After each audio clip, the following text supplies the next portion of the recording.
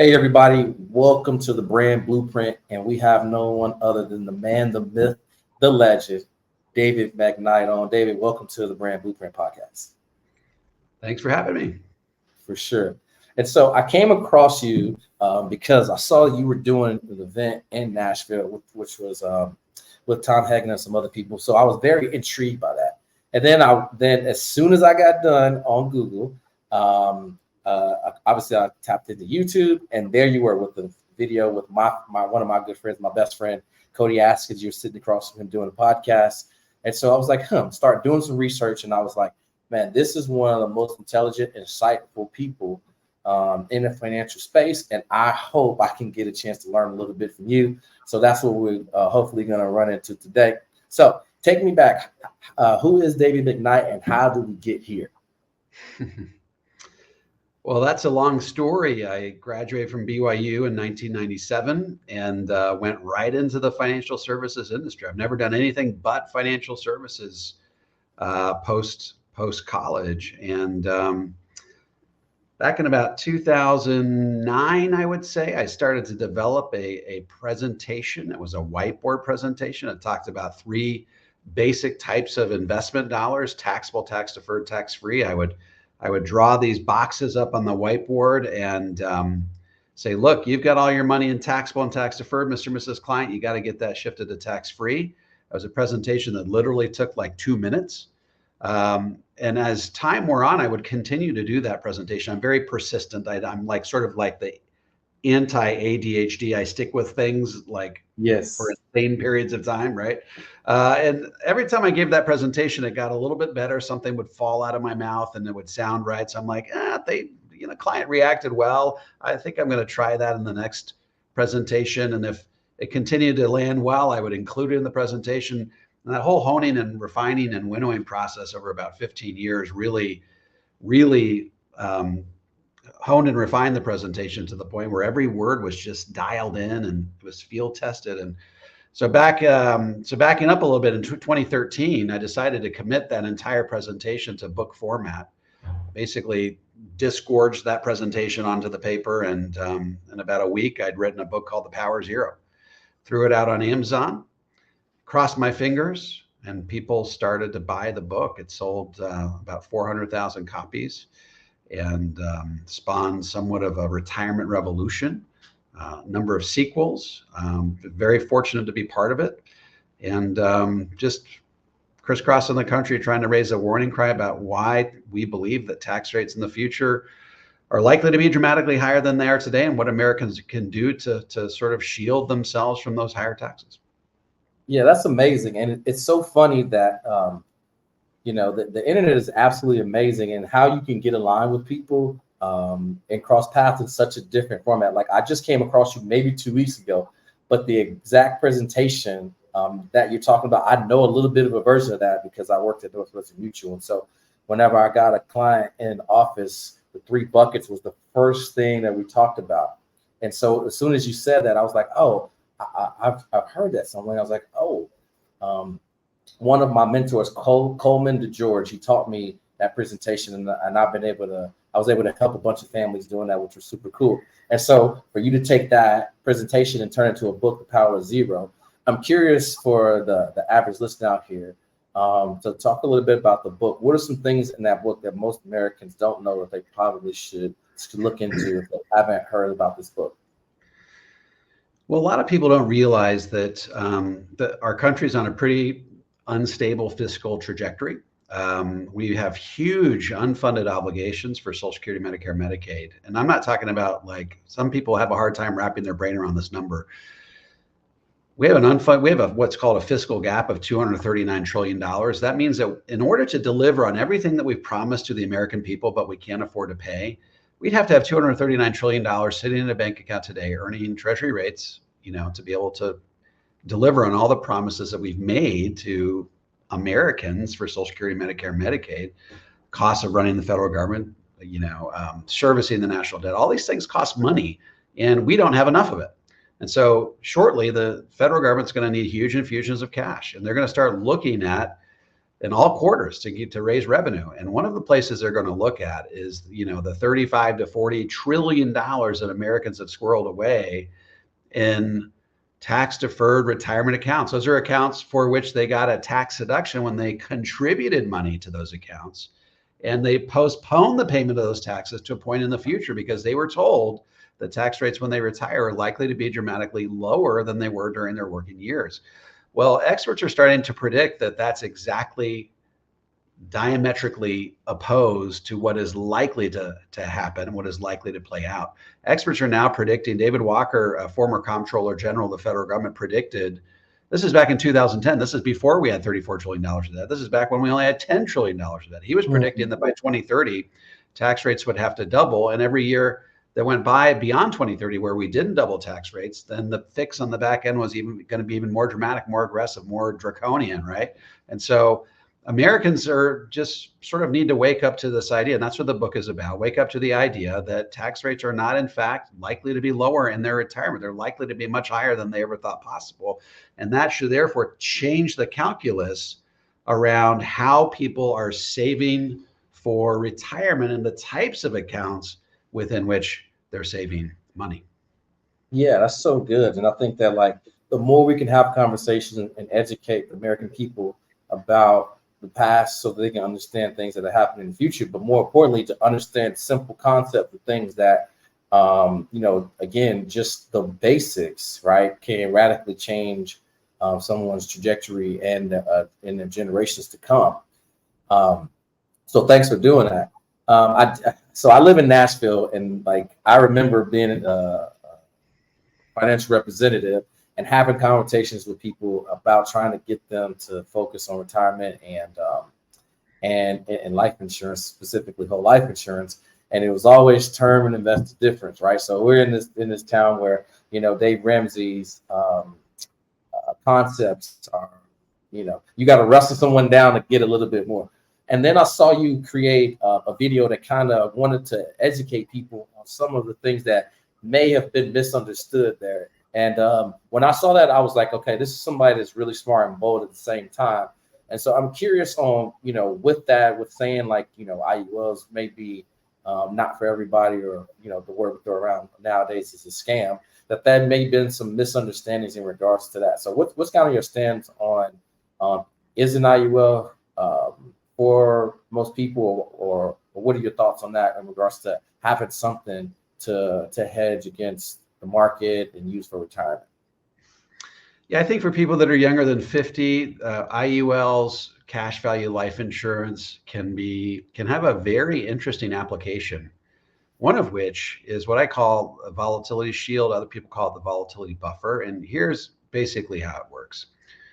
In fact, Ernst & Young came out with a study a couple of months back that sort of vindicated this whole approach. And basically what they said is that if you can, instead of putting all of your money, all of your retirement savings, for example, into a Roth 401k, I love Roth 401ks, but instead of putting 100% of your retirement savings into a Roth 401k, put 70% into a Roth 401k and put the balance into cash value life insurance.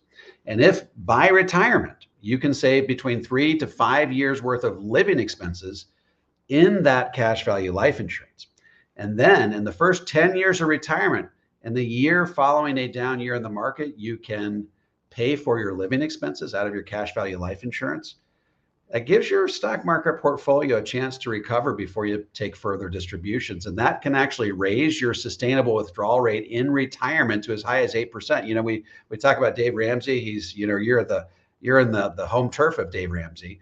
Dave Ramsey is famous for stirring up a hornet's nest, among CFPs across the nation, when he says, look, you can take 8% sustainable withdrawals on your retirement savings in retirement and literally never run out of money. He doesn't really talk about sequence of return risk. He just says, look, your stock market's going to return 12% year over year over year. Stock market's going to make a 12% deposit into your stock market portfolio January 1st of every year. Therefore, you can take 8% sustainable withdrawals every year. And he says, well, if inflation is 3%, then 8% plus 3% is 11%. That's less than 12%. Somehow he's making all that math work. And he's saying, then the math adds up and you can take 8% withdrawal rates. Well, what he doesn't account for is he doesn't account for the fact that 8% works when you have linear rates of return, like year over year, 12, 12, 12, 12, 12, 12. But it doesn't work if you have one or several down years in retirement in the first 10 years of retirement. When you utilize life insurance as a volatility buffer, like I said, you live out of your cash value life insurance in the year following a down year in the stock market, you can actually take 8% sustainable withdrawals on your stock market portfolio. Why? Because by living out of your cash value, you give the stock market portfolio a chance to recover before you take further distributions. So here's the great irony, Arturo, is Dave Ramsey. The only way to get an 8% distribution rate in retirement is by utilizing a financial tool that Dave Ramsey says is a hot pile of garbage. He says the only people that do it are people that are either easy dupes or they haven't researched it enough. 100% of cash value life insurance is crap 100% of the time. So this is what he says. But ironically, the only way to get what Dave Ramsey's preaching, which is an 8% distribution rate, is to use cash value life insurance. There's also a way to use that, use annuities to get it as well. But he also, condemns annuities as well. And so I think that IUL is a great way to utilize that whole volatility buffer concept. Number one, because if you need to accumulate 3 to 5 years worth of living expenses by the time you retire, you need to grow that money productively between now and when you do retire. Okay. And if you're only getting, say, 2 or 3%, it's going to take a lot of money, maybe even more than 30% of your retirement savings to build that amount of money. The reason I like the IUL is because history shows that you can get 5 to 7% net of fees over time in your IUL. The other thing I love about IULs is that when you take that money out, you can take it out tax-free, like you can by way of a loan with all life insurance policies. But you can also take it out cost-free because IULs through the right types of companies have guaranteed 0% loans, meaning you don't have any penalty for not paying that money back. So you got tax-free, cost-free, you've got safe and productive growth. And that's why I think the IUL really fills that whole volatility buffer discussion in a really interesting way. Yeah, that's so good. And if you're someone that's looking for a safer, less volatile vehicle, then having things in the market with the qualified account, and obviously using an IUL is a great option. What are a couple other things that most people get wrong or that they don't understand about how the IUL works?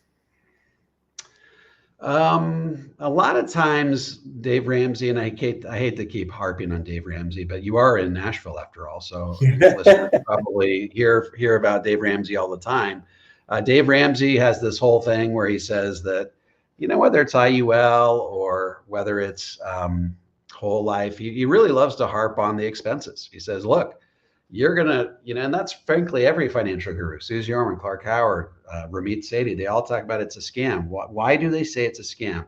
The reason they say it's a scam is because the expenses are high, okay? Or at least they claim the expenses are high. However, it's really interesting. I liken life insurance to getting married. Okay, nobody gets married because they want to stay married for 5 weeks or 5 years or 10 years or 15 years. You get married because you're planning on staying married to that person until death do you part. And I make the same case in my book, Look Before You Lerp, that you should not start a life insurance policy unless you're planning on keeping it till death do you part, which means that for people like you and me, Arturo, I don't know how old you are. You look like you're 35 or so. Thank you. Your IUL, if you had one, you'd keep it for 50 years. Okay. In fact, if you decided to cash it in, it'd be one of the worst investments you ever made. So don't start that IUL unless you're planning on keeping it for 50 years. So it's a 50-year proposition. But what Dave Ramsey and Suze Orman do is they say, these are front-loaded policies, meaning you pay all the fees in the first 10 to 15 years. So they say, look at how much money you actually have after the first year. Look at how much money you have actually after the 10th year or even the 15th year. And let's say, what kind of rate of return is that? You could be earning 12% in the stock market. Why? This is the worst financial decision you ever made. However, when you recognize that the fees in the IUL in the early years are higher, but they're much lower in the later years, and then when you average those fees out over the life of the program, they can cost as little as 0.5% or less per year over the life of the program, because those fees just drop through the floor later on in the program. And then you average that out, and it's actually less expensive than the mutual funds that Dave Ramsey himself is recommending, less than the mutual funds that Susie Orman is recommending. They can be, in some cases, when structured properly, as low as a Vanguard index fund. And so that's something they love to harp on. George Kamel, Dave Ramsey's co-host, says IUL is a money-eating monster. It's got fees that are so high.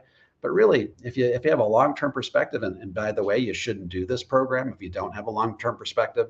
If you have a long-term perspective, the fees are insanely low, okay? And if you're planning on keeping it your entire life, who cares what they are in the first 5, 10, or 15 years? Like a mortgage, who cares how much money is going towards interest versus principal in the first year? You know that over the life of the program, you're gonna eventually pay that loan off. It's much, much better with the IUL because you recoup all of your money much faster, and then you're in the black much sooner. And then, and what they also love to do is they love to say, hey, the IUL is, people love to, put it out there as a stock market replacement. And then they do comparisons of a 12% S&P 500 versus what you might be getting in an IUL. And like I said, you're only getting 5 to 7% net of fees over time in that IUL. And so it should not be compared to the stock market. The IUL is a bond alternative. Tom Mcknight, one of my colleagues and friends and mentors, he's fond of saying, look, if you reach into your portfolio, you take out the bonds, replace it with cash value life insurance, you'll increase your return, you'll lower your risk, you'll lower the standard deviation of your entire portfolio and experience a better outcome over time. So this is not a stock market replacement. It's a bond alternative that has a lot of bells and whistles that are very, very interesting. For example, it gives you a death benefit that doubles as long-term care. You grow your money safely and productively, and it serves as a great volatility buffer in retirement. Yeah, that's such good information that the average person wouldn't even know. It's like, wow, replacing, it's not a stock market replacement. It's an alternative, and that you can replace it if you replace it with the bonds. That's so insightful. I'm curious, as you guys, because you mentioned Tom, you guys have an event coming up here. What is this event?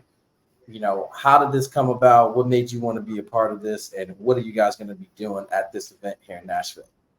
Yeah, so last year in Chicago, we had the first annual Heroes of Zero conference, and it was 2 days worth of education. It was me and Ed Slott sharing the stage for the first time ever. Ed Slott's a friend of mine, hero of mine as well.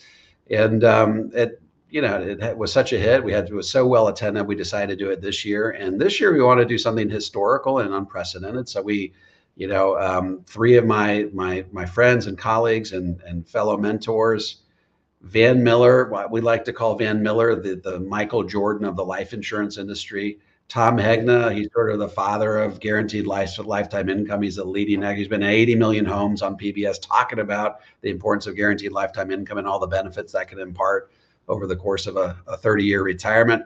And we got Ed Slott, that the Wall Street Journal calls America's CPA. We have never, ever been on the same stage at the same time. We've been at conferences together, but sometimes speaking on the same day, but not all of us together. So all 4 of us are going to be in Nashville for 2 days, and we're going to give you cutting edge tax strategy to help shield your clients and prospects from the impact of higher taxes. We're going to talk about how to take advantage of the next 2 years of historically low tax rates before that tax cut expires in 2026. We're going to talk about when we believe that tax rates in the future are likely to be much higher than they will be in 2026 and why that's the case. And we're going to talk about strategies that help advisors and their clients take advantage of every nook and cranny in the IRS tax code to wring the most efficiency out of their retirement savings and retirement. So if people want to learn more about that event or even sign up, they can go to heroesofzero.live, heroesofzero.live. There's very few seats left at this point. So I would say we got 250 capacity. We're at about 225 right now. So I would say if you have any desire at all to check that out, I do so just as soon as you can. Well, David, definitely been a pleasure. Wanted to have you hop on here just to share some insight, to showcase a little bit of the knowledge, which clearly you've forgotten more about the financial services products and more particularly IULs than anybody could even learn. And then really to share and promote a little bit about what's going on here in the next coming days, in the next 2 weeks. with the Hero to Zero event. So again, David, thank you so much for hopping on the Brand Blueprint podcast. And again, if people want to follow you or get connected to learn a little bit more about some of your teaching specifically, where can they go to go deeper with you and learn a little bit more about David Mcknight and his principles about finance? Go to davidmcknight.com. But I'd say probably the best place is just to go to my YouTube channel. It's Power of Zero, the Power of Zero YouTube channel. Awesome. But David, again, thank you so much for hopping on the Brand Blueprint. We'll see you in the next episode. Thank you.